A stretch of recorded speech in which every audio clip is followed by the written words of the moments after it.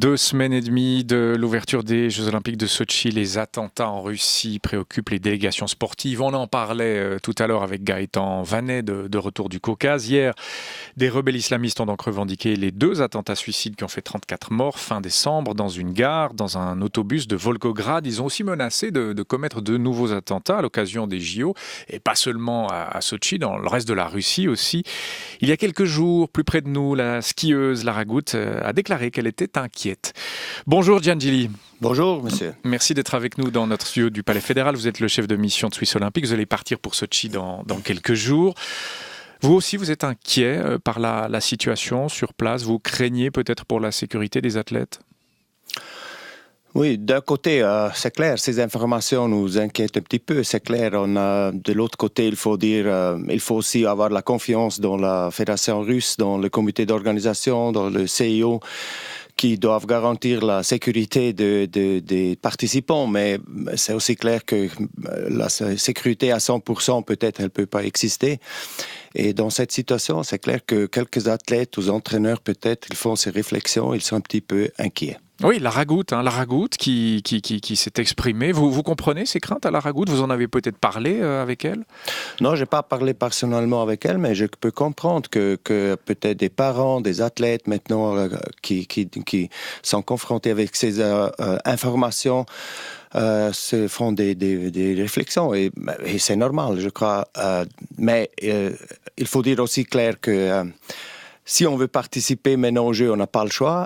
Il faut y aller parce qu'il y a les mesures de sécurité, elles sont énormes. Je crois que les Russes, ils font un bon boulot là. Oui, est-ce que des mesures spéciales ont été demandées pour les Suisses peut-être ? On parle de garde du corps pour les Américains. Est-ce que c'est envisageable aussi pour les Suisses ? Est-ce qu'on a parlé de ça ? Non, pour le moment pas, parce que nous, on est bien, on dit comment, coaché du département des affaires étrangères à Berne et aussi de la FEDPOL. On a les spécialistes, la Suisse, qui nous soutient, qui nous donne les informations, qui nous donne aussi les conseils. Et je crois là, on a une très bonne support de ce côté-là. Vous êtes coaché par la police fédérale ? Ah oui.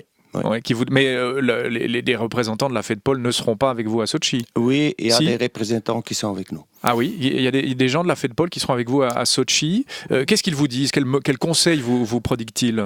Oui, pour le moment, c'est clair qu'on a un état, je dis, tout normal, parce que vous imaginez, si vous entrez à Sotchi, vous entrez dans un cercle de sécurité, je dis une fois, une intensité très très élevée. Nous, on part à Kloten par l'avion, on entre à Sotchi dans ce cercle de sécurité et c'est vraiment comme ça de rester dans ce cercle d'accréditation une sécurité élevée. Ça veut dire toute la région là, de Sotchi, de Krasna-Poliana à Rosa Khutor, et dans ce secteur, il ne faut pas sortir de ce secteur-là. D'accord, donc on apprend que des représentants de la FEDPOL feront le voyage avec vous. Giangeli, vous connaissez bien le monde olympique, vous étiez à Albertville en 92, Lillehammer en 94.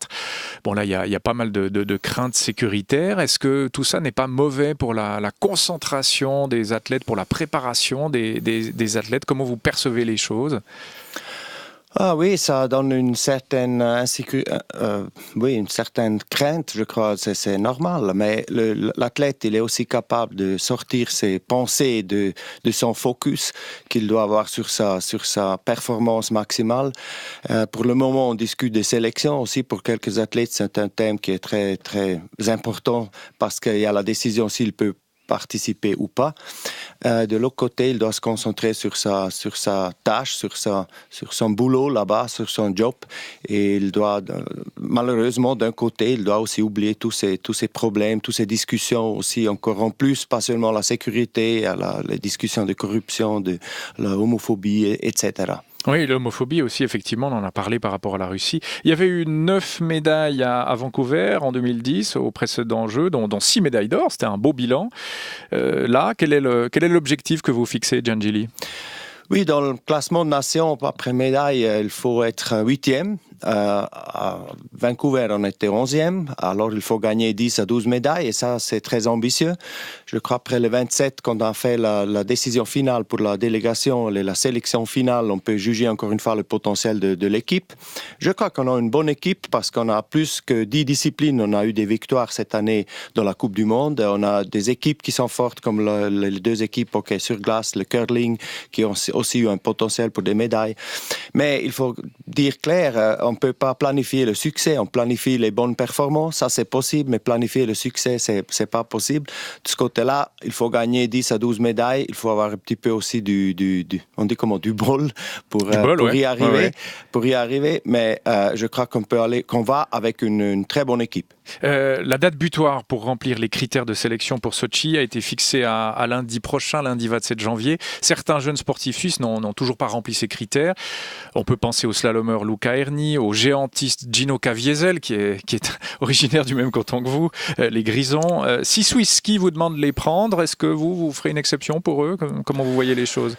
Bon, on a dans le concept de sélection, on a des critères ou un statut de jeunesse. Et s'il y a des athlètes qui ont un potentiel extraordinaire, on peut les sélectionner même s'ils n'ont pas atteint les critères de performance. Ça serait possible. C'est à la commission de sélection de Suisse olympique de prendre ces décisions. Les décisions seront prises les prochains jours. D'accord. C'est les jeux les plus chers de l'histoire aussi, Sochi. À part la question sécuritaire, il y a la question financière. 50 milliards d'euros, ça coûtera certainement plus. Vancouver, à titre de comparaison, Vancouver, j'ai dit, c'était il n'y a pas longtemps, c'était il y a 4 ans. Vancouver, c'était 1,5 milliard. On passe de 1,5 à 50 milliards. On se dit que c'est démesuré. Est-ce que ça appelle un commentaire de votre part ? Est-ce que l'esprit olympique n'est pas complètement en train de ficher le camp, là, Giangeli ?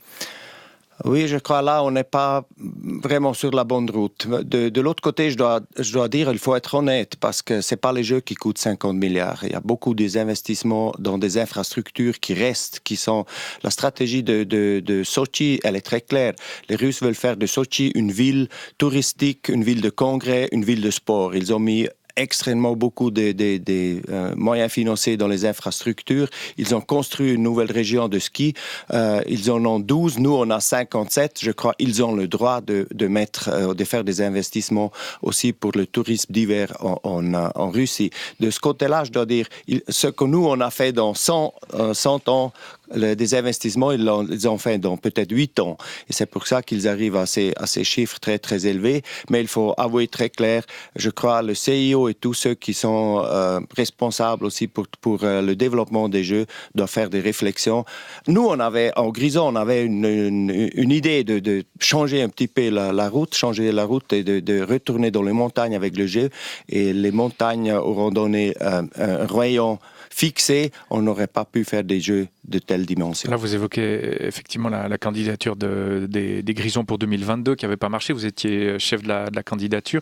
Mais juste, vous dites, le CIO doit faire quelques réflexions sur l'après-Sochi. Quelles réflexions ? Tirer le frein à main, revenir à des choses plus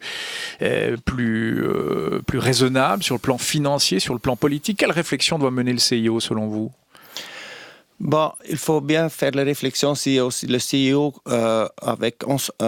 ensemble avec un pays qui veut faire les Jeux Olympiques, doit prendre aussi peut-être des responsabilités un peu qui vont dans la direction de responsabilité aussi sociale de la société. C'est clair que la société commence à réfléchir si on met des milliards dans des infrastructures et il n'y a pas un système de formation et un système de santé, par exemple.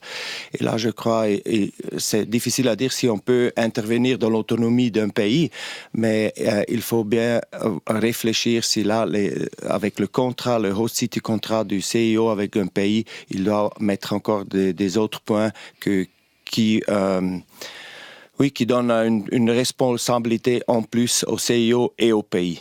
Vous comprenez que certaines délégations ou certains politiques boycottent ces JO. Vous comprenez le boycott de certains ?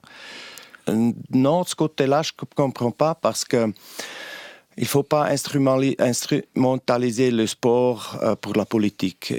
Il y a les discussions, ça c'est bien. Moi, je suis même de l'avis que les Jeux à Sochi donne encore des impulsions pour le développement de la société. Il y a des bons exemples. Par exemple, le volontariat en Russie, il est à 3% de la population. Chez nous, il est plus que 30%. Et maintenant, ils ont fait une demande aux universités pour le volontariat. Il y a 160 000 étudiants qui se sont annoncés pour 25 000 postes. Ça veut dire qu'il y a une motivation dans cette jeunesse, dans cette société aussi de commencer avec le volontariat. Et ça sont aussi des impulsions positives qui sont provoquées par les Jeux.